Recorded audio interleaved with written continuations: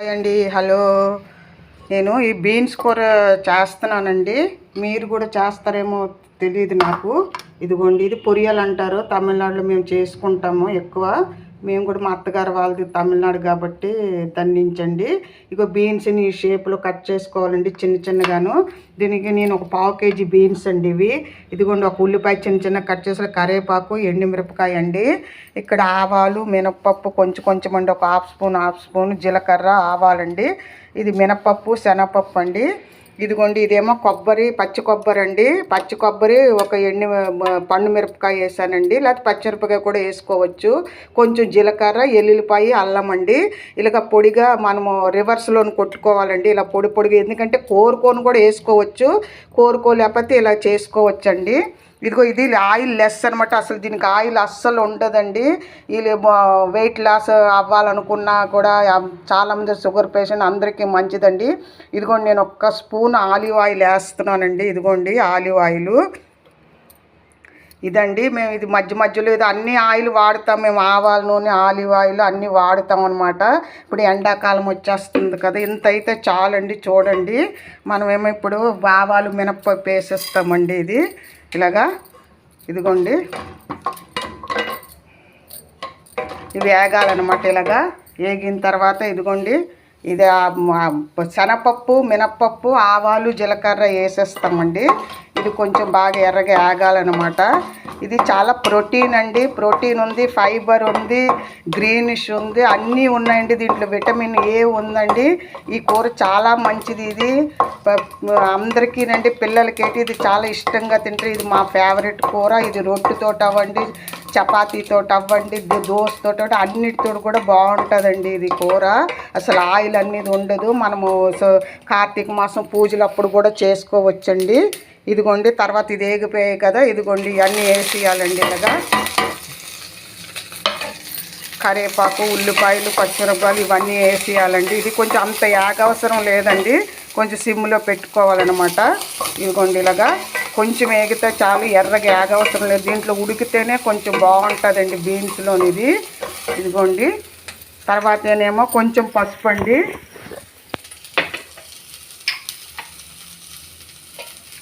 ఇదిగోండి, 1/2 స్పూన్ పసుపు అండి ఇది. దీనికి పసుపు అనమాట. కొంచెం ఎక్కువ కారం వేయం కదా మనం, ఈ కొబ్బరి దాంట్లో రుబ్బాం కాబట్టి వేసుకోవచ్చు. ఎర్రకారం కూడా వేసుకోవచ్చు అండి. మనం దీంట్లో అన్నీ రుబ్బేస్తాం కదా మనం, ఇది దీనిలాగా గ్రేట్ చేస్తాం కదా.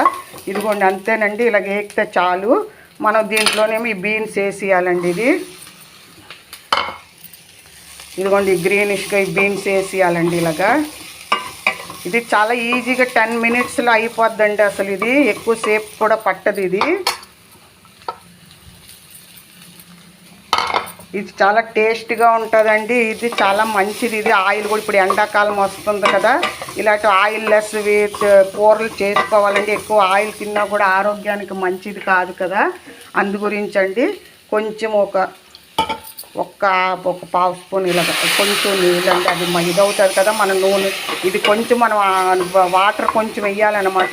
ఆవిరితోటే ఉడికిపోతుందండి. ఇది చాలా బాగుంటుందండి కూర. మీరు కూడా చేసుకొని తినండి. ఇదిగోండి, ఇలాగా సాల్ట్ అండి, టేస్ట్కి తగ్గ సాల్టు. ఇదిగోండి, 1.5 స్పూన్ వేసాను నేను. ఎవరి టేస్ట్కి తగ్గట్టు వాళ్ళు వేసుకోవాలండి. ఇదిగోండి, ఒక 10 మినిట్స్ మనం ఇలాగా కొంచెం మూత పెట్టుకోవాలండి మనము. ఇదిగోండి, ఇలాగ 10 మినిట్స్ పెట్టుకుంటే చాలు. ఇది కొంచెం ఒక హాఫ్ మగ్గితే చాలండి. ఇది ఇలాగ మనము. ఇదిగోండి, 5 మినిట్స్ అయ్యింది కదా.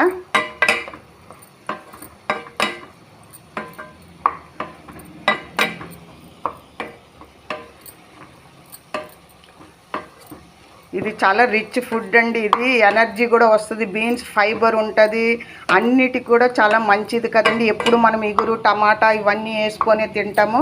ఇలా కొబ్బరి కూడా వెళ్తుంది కదండి. కొబ్బరి మన బాడీకి ఆయిల్ దొరుకుతుందండి, మన శరీరానికి కూడాను. లేకపోతే ఎండిపోయినట్టు అవుతుంది కదండి. ఇప్పుడు మనం ఈ ఎండాకాలంలో కొంచెం ఆయిల్ తక్కువ ఉన్న ఫుడ్ చేసుకుంటే మంచిదండి. ఇది అన్నంలోకి అన్నిటిలోకి పనికి వస్తుంది. ఇదిగోండి ఇలాగ అయింది కదా, సాల్ట్ వేసాం కదా. ఇప్పుడు మనకు తగినంత ఇదిగోండి కొబ్బరిది ఇది వేసుకోవడం అనండి. ఇలాగా